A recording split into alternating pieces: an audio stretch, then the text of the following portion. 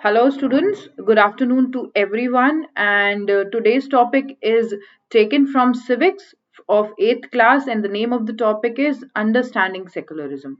So, coming to your topic, first of all, we have to understand what is secularism and how is it important in the context of your country. So, we will be discussing all the certain points here which are related to your secularism, but coming to our topic, why it is important in Indian context, why is it needed in our country, that we will be studying here. So this topic is from your social sciences, and the name of the book is mentioned here. As I have written, I have taken some of the important components of the chapter and explained it to you in this video. So this topic basically deals with what is secularism, how is it important in India, and what are the factors which are responsible for the for separating your state from your religion. So first of all, we will read the points which are mentioned here. Members of different communities either prosecute or discriminate against members of other religious communities.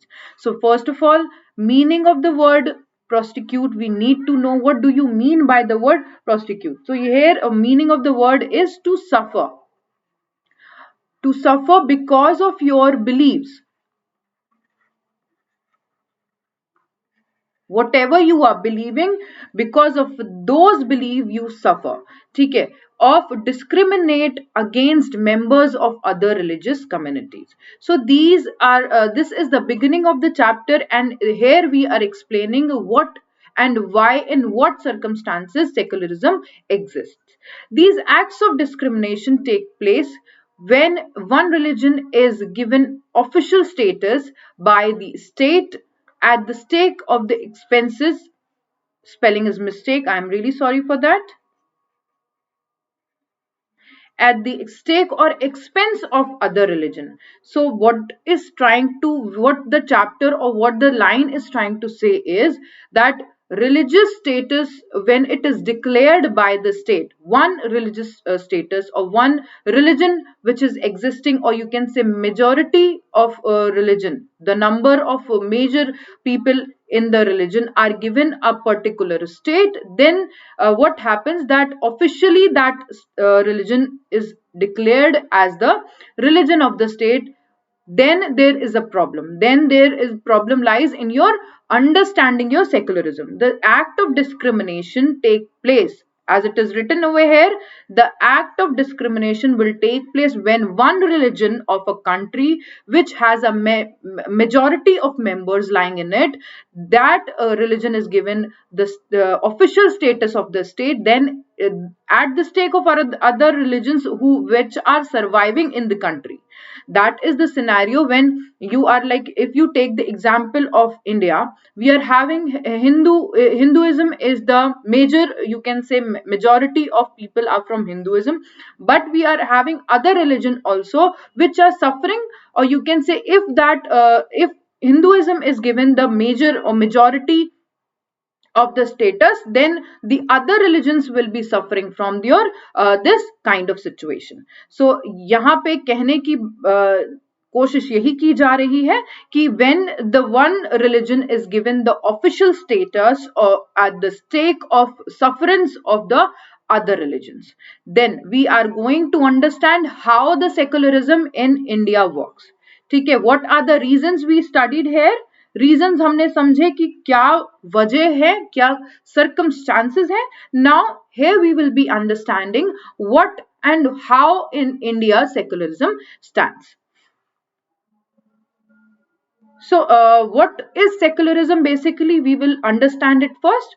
Indian constitution allows individual to practice their religion with a free will, freedom to live by their own religion with a free will.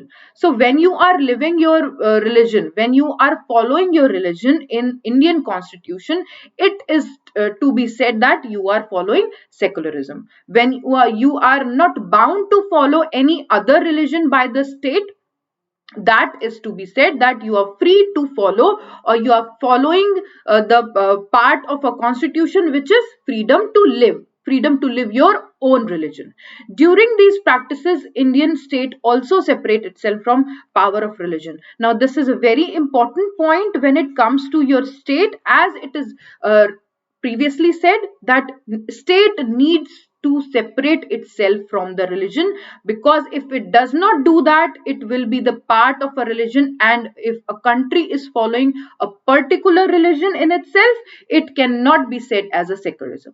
So when we are saying or talking about freedom to live and freedom to follow your own religion, in that scenario we also consider that state should be separate from the religion, to not to be biased with any particular religion. So, what do you mean by secularism in Indian context? We have studied here. Indian context में मतलब क्या होता है?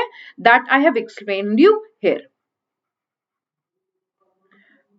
I hope it is quite clear that it is a very easy topic which comes under your Indian constitution, and it simplifies what you understand and how you will study the further topics.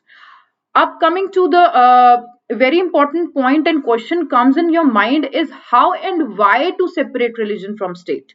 Why is it important to separate your religion from state? This is important for a country to function democratically. First point is, when you are living in a democratic country where the all the religions have been given the wholesome right, you can say that all the religions are treated equally by the state, then it is very important for a country to function properly. If they don't separate the religion from the state, they will be having a problem while functioning. So it is very important for the country to keep it separate from the religion. If majority religious groups have access to the state power, then it would quite easily use the power and financial resources to discriminate against and prosecute people of the other religion. Though this is very important part, because if the one power is lying in one religion's hand, if the power is given to a particular religion lying in the state, then the problem will be coming towards the other religion and the people who are following the other religions, because the person who will be sitting and following one religion will dominate the resources, dominate the power, and prosecute, you can say discriminate and prosecute the people of the other religion. So it is very important and very eligible to have this kind of rule in the country there, where your religion should be separated from the state, to not to discriminate, and violation of your laws should be stopped by doing such kind of things. So second point is that if the majority of your groups, or you can say majority of a person, if you, for example, we take, if we are having a Muslim community ruling the government, and they feel that the power should be enforced towards only Muslim community, that will be a discrimination against all the other religions. So in the context of the example, I am trying to put in that all the religions should be separated from the state. Coming to our third point, majority could quite easily prevent minorities from practicing that their religions. For example, if you say any neighboring countries which are majorly your Muslim countries don't allow their minorities, that can be Christians or Sikh or your Hindus, to practice their own religion. They don't have their own will to perform their religion. So in this case, what happens, the majority of people in the religion, people who are in majority in any particular religion,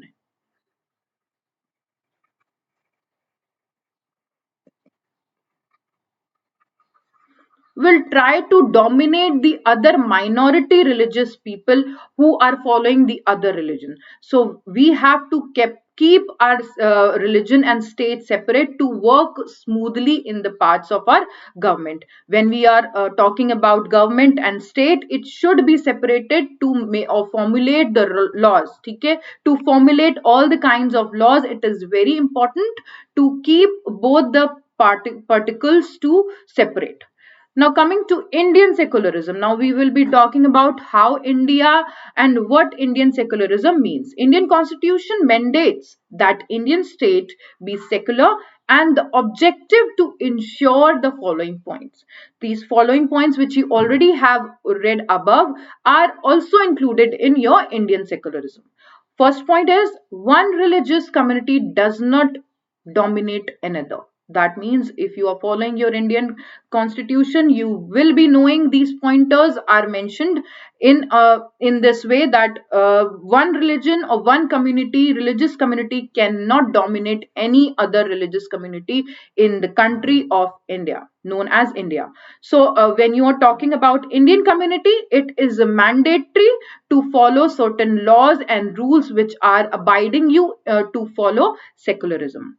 uh, that second point will be that some members of religion do not dominate the other member of the same religion. That is also very important and least considered when we talk about particular religion. As let's say we are talking about Hindus or Hinduism.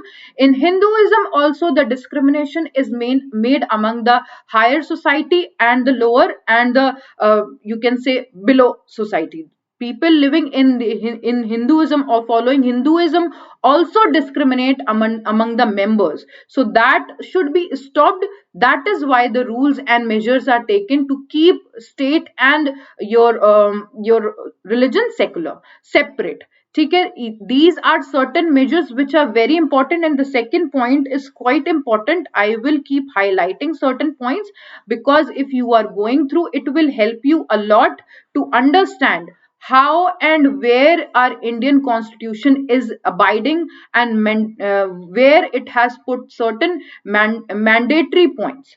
Some members of one religion, that means some members of a particular, you can say, majority of a religion, let's say Hinduism, we are taking an example here. They try to dominate the other members who are not at the top most chain of the panel. So that should be stopped, for which Indian constitution is ensuring certain points, that Indian society or Indian state should be secular from the religion. It has been kept secular from the religion. That third point is that the state does not enforce any particular religion for nor take the religious freedom of any individual. So here we are free, as we have already read above, that freedom to live our own freedom to live our own religion. Okay, so we are following our own religion by living our own religion, be it Hindu, be it Sikh, be it Christian, be it Muslim. In the state of Indian community, we are following our individual religion because we are following secularism. That the state does not enforce any particular religion, take away the religious freedom from any individual. You are free to follow any religion you are following, and nobody is going to stop you from following it. Say, now coming to our measures taken to prevent the domination, that the majority of your religion, the people who are in majority cannot or do not dominate the minorities. For that the certain measures are taken by our state. First is state uses the strategies to distance itself from the religion. As I already told you, that state keeps a distant distance from their religious point of view, as there is no space or no room for any kind of confusion when you're talking about particular religion. They don't keep any particular religion into the state. All the religions are equal to them, and when they are treating on the basis of law and rules, they treat every religion equally. Coming to our second point, which is the Indian state is not ruled by any religion, nor it does support any one religion. So I already completed and taken this part in your first point only, that state ruled by itself, it doesn't consider any religion or any specific support is not given to any particular religion. All are equal. So coming to the third point, and it is a very important point when you are reading it. In India, government spaces like law courts, police stations, government schools, offices are not supposed to display or promote any religion. Any one religion that is not to be promoted by, understand it very carefully, that not to promote one religion. All the religions can be promoted, all the religions can be promoted together, can be promoted together, but not one. Single religion will never be promoted at the public places which are mentioned here. All the religions have to be have a same level of togetherness. So we are explaining the third point and measures taken by the government. But having these measures in every rule implemented in Indian constitution, we also have some drawbacks which are coming, like violation of these rules is also there. Indian constitution guarantees fundamental rights that are based on the secular principle. I'll just underline because it is a little important line which is written here. However, this is not to say that there is no violation of these rights in Indian society. As I told you that there we follow certain measures, we carry a certain measures. State put every rule for everyone. Everyone is equal in the eye of law. But then to the violation of rights is happening in the Indian society. So we have to understand that advantages and disadvantages both are the part of one coin, and it carries the society carries it together. Indeed, it is precisely because such violations happens frequently that needs a constitutional mechanism to prevent them from happening.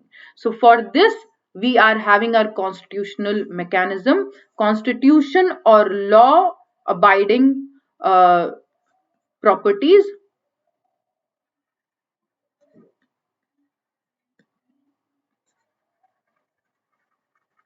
like police. Okay, so law abiding properties which are enforcing and keeping an eye on people who are not following these and violating these rights of Indian society. So I think it is very clear from the above content and above pointers which I tried to come into mold into our topic today. And I thought it is quite clear what our second chapter is having, understanding the secularism. Thank you, and I hope you will be liking the session.